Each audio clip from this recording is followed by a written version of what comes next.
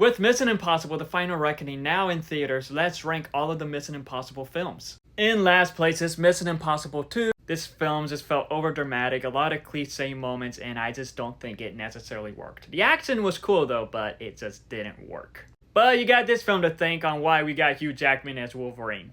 At number 7 is the first Mission Impossible movie, and I thought that this film was just alright. It's a bit generic, but it is just an okay film. At number 6 is Mission Impossible 3, and this is when the franchise starts to get good, as this is a pretty good Mission Impossible film. At number 5 is Mission Impossible The Final Reckoning. While I do like the other films more than this one, I do think that this was still a pretty good one and a great conclusion to the franchise if it's actually the ending of the franchise. At number 4 is Mission Impossible Dead Reckoning. And this film goes all out. It was entertaining. There was one part I didn't like what they did with one of the characters, but this was still a pretty good Mission Impossible film.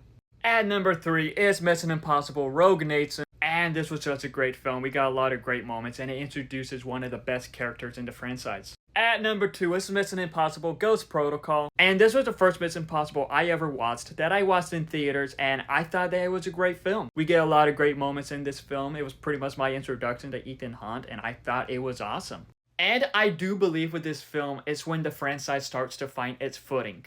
But at number 1, and my favorite Mission Impossible film is Mission Impossible Fallout. Like with this film, it is just epic. We get a lot of great action, a lot of great characters, and just a great story. Like with this film, I do believe that it did a lot for Ethan Hunt's character. And it honestly has the only good antagonist in the franchise.